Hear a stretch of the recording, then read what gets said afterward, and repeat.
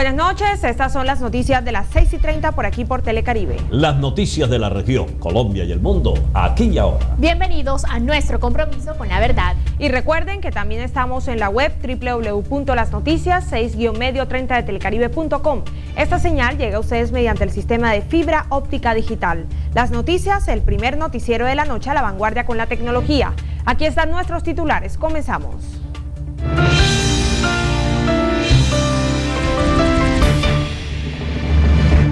Fiscal de Derechos Humanos profirió medida de aseguramiento contra Javier Valle Anaya. El exfuncionario del DAS está involucrado en el asesinato del profesor Alfredo Correa de Andrés. Captadora ilegal de fondos fue descubierta por la policía en el departamento de Sucre. De la pirámide que ha recaudado 4.000 millones de pesos, forman parte 2 concejalas de Morroa y Corozal. Segunda Brigada capturó a 7 presuntos miembros de las FARC en el sur de Bolívar. Los operativos se cumplieron en la población de Río Viejo. Una protesta popular por poco deja al Junior fuera de combate antes de iniciar el choque de esta noche. En minutos tengo los detalles. Y en las noticias del entretenimiento tenemos detalles de lo que ocurrió en el Festival Francisco el Hombre, así que nos vemos al final de la emisión.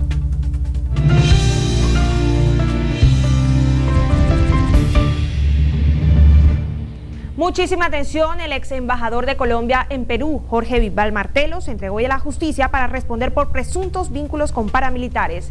Bisbal Martelo fue recibido en el aeropuerto El Dorado de Bogotá por agentes del CTI que lo condujeron al búnker de la Fiscalía. Voceros de la defensa de Bisbal Martelo pidieron que sea recluido en un batallón militar por razones de seguridad.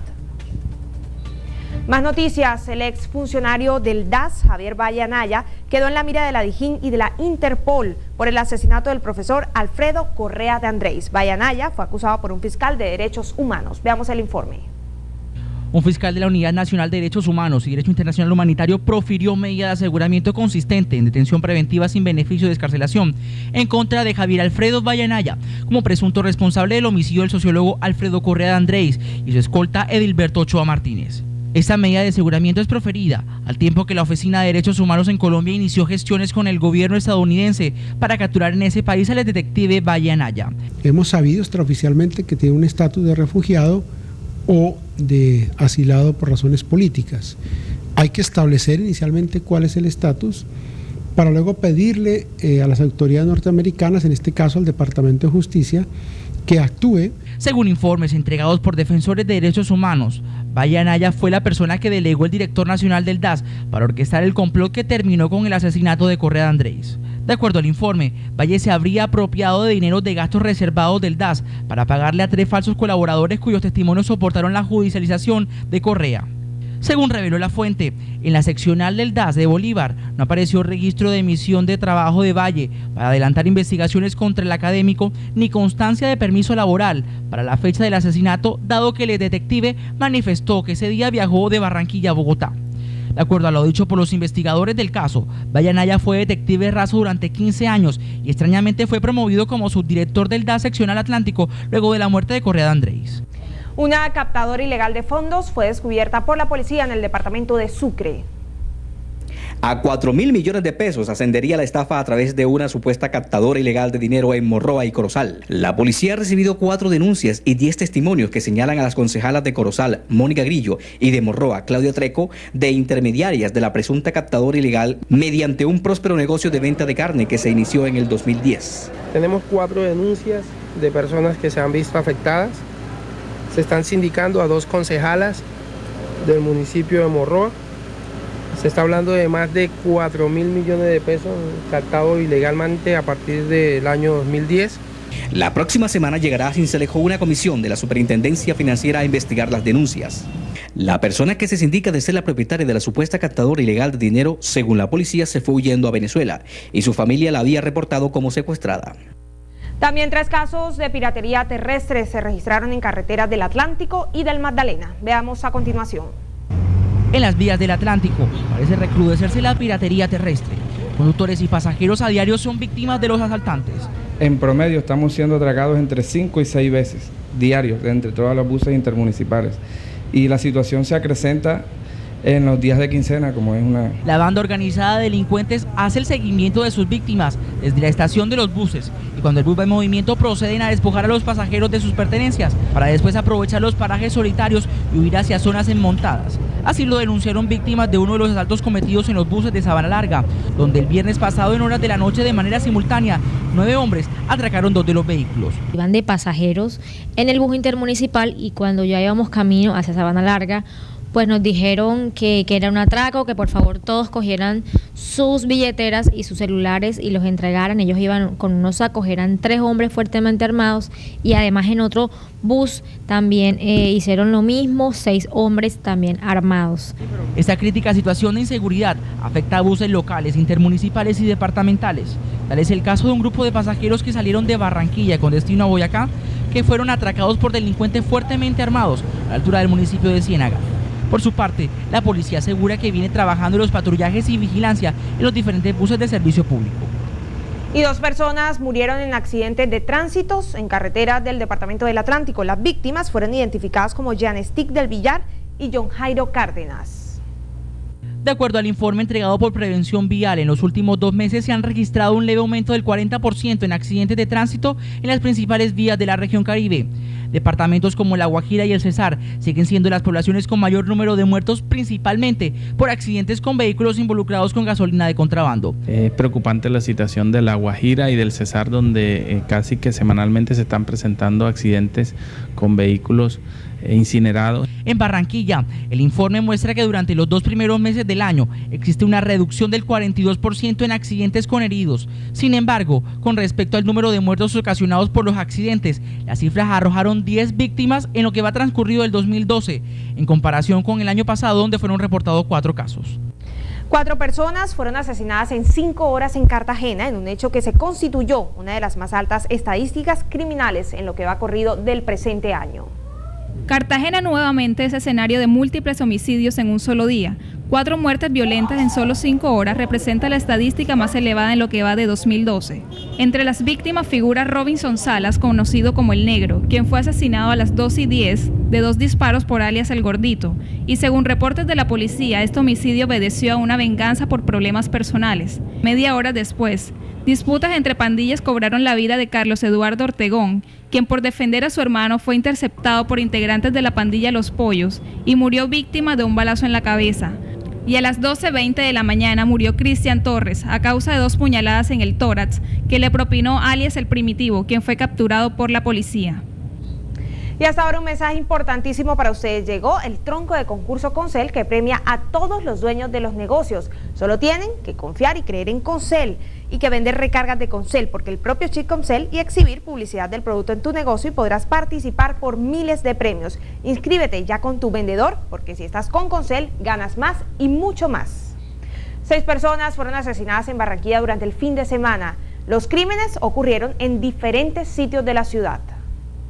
La reducción del 17% en los homicidios que dejaron los 2 meses anteriores pareciera cambiar de rumbo, con los hechos de intolerancia y sicariato perpetrados en Barranquilla y Soledad durante las últimas 48 horas.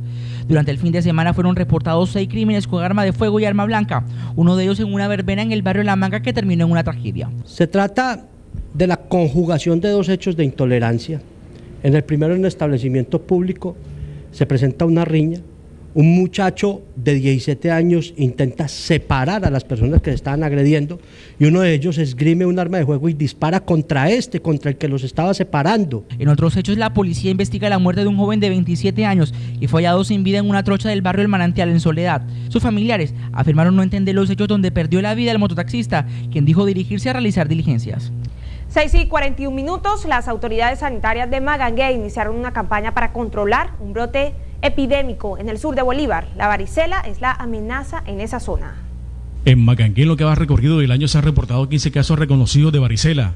Las autoridades de salud presumen que pueden ser más. Se nos han presentado 15 casos en la población de Carcajal y algunos casos aquí en Magangué, especialmente en el barrio 2 de noviembre y en el barrio Olaya. En la actualidad, la vacuna contra la varicela no está anexada en el plan de vacunación del Ministerio de Protección Social. Una dosis de esta cuesta en el mercado más de 200.000 pesos. Aspiramos que próximamente esta vacuna sea incluida dentro del país. El año pasado en el municipio de Magangué se reportaron 150 casos de esta enfermedad. Elder Gómez Lobo, Las Noticias. Una sobreoferta sospechosa de cupos para taxis denunció el sindicato de taxistas en la ciudad de Barranquilla. Como protesta por estos hechos, los trabajadores del volante anunciaron un paro.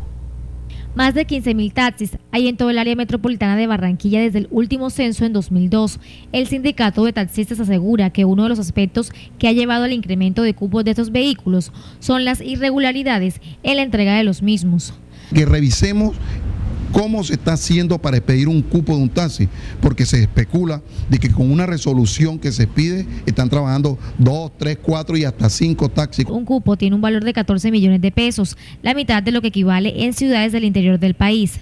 Además, obtener un cupo es muy fácil. Un cupo se obtiene cuando el vehículo se envejece o cuando el vehículo es hurtado o tiene un accidente con daño total. Jorge Guerrero, presidente del sindicato, dijo que para el próximo 25 de abril se realizará un cese de actividades. Ornelia Nieto en Las Noticias. 6:43 en Guaranda, Sucre, los trabajadores de la salud también anunciaron un paro por la falta de pago de sus salarios. La falta de insumos para la atención de pacientes es otro motivo para la protesta. Para los habitantes de Guaranda, Sucre, amanecer y no estar enfermo ni padecer algún tipo de molestia en su salud es un milagro. Y eso solo se lo deben al Cristo Redentor ubicado en la Plaza del Pueblo, porque con el hospital no cuentan. Tenemos 15 meses que no le pagan a los trabajadores los sueldos ni las prestaciones sociales. El centro de salud de Guaranda carece de insumos. El hospital es solo una vieja edificación abandonada, según sus habitantes, por la desidia de las anteriores administraciones. Las salas de recuperación y hospitalización son más bien una bodega para guardar camillas deterioradas. Ante el padecimiento de un fuerte dolor, son pocos los pacientes que se atreven a ir a ese lugar por temor de no encontrar una inmediata atención médica. Ahora los funcionarios le piden al mismo Cristo Redentor por la pronta recuperación del hospital y el pago de los salarios atrasados. Más noticias, la ONG Visión Compartida planteó hoy una operación avispa para tomarse la Junta Directiva de la Cámara de Comercio. La propuesta busca renovar los cuadros directivos de esa institución. La ONG Visión Compartida continúa denunciando las irregularidades al interior de la Cámara de Comercio de Barranquilla. El presidente de esta entidad, Manuel María Márquez, dijo que se realizará una gran coalición con todos los pequeños y medianos comerciantes de la ciudad para que se vinculen a la Junta de la Cámara de Comercio. Todos los empresarios que tienen negocios en la ciudad y que están siendo afectados por el mal manejo de la Cámara de Comercio deben empezar a participar activamente en el proceso. Según los funcionarios de la veeduría, con 3 nuevos miembros se puede cambiar la historia de la Cámara de Comercio y los recursos se dirijan a los proyectos de la ciudad. Estamos haciéndole proselitismo aquí a la ciudad. Queremos que la ciudad despierte, los comerciantes, los afiliados, los que no lo están, se vinculen. Ornelia Nieto en Las Noticias. Y una información lamentable, el periodista Luis Camacho, editor del diario La Libertad de Barranquilla, falleció en la madrugada de ayer. Su muerte se constituyó en una dolorosa pérdida para el periodismo de la capital del Atlántico. Colegas, amigos y familiares despidieron al periodista Luis Camacho entre lágrimas y tristezas por su partida. Un amigo incondicional. Como amigo siempre estaba presto a darte el mejor de los consejos. La familia periodística calificó como pérdida irreparable la desaparición de Lucho Camacho, quien era conocido así entre el gremio periodístico. Esta es una partida prematura de un hombre inteligente, de un hombre preparado, que tenía un camino expedito hacia el éxito y el triunfo. Era un profesional dedicado de tiempo completo a la profesión del periodismo y a estar informando. Camacho fue un hombre fiel a su profesión y entregado de corazón, tanto que el día que sufrió el quebranto de salud que le costó la vida, estaba en sus labores como periodista. Una persona ejemplar, digna de las nuevas generaciones de seguir y de nosotros pues de tener en cuenta su ejercicio siempre. Mirando la verdad. Aunque su partida deja un gran vacío en el periodismo, sus 25 años entregados a esta profesión servirán de ejemplo para la juventud que hoy inicia esta actividad profesional. Así es, lamentamos mucho su partida. Bien, hacemos una primera pausa aquí en las noticias y en breve retornamos con mucho más. Volvemos.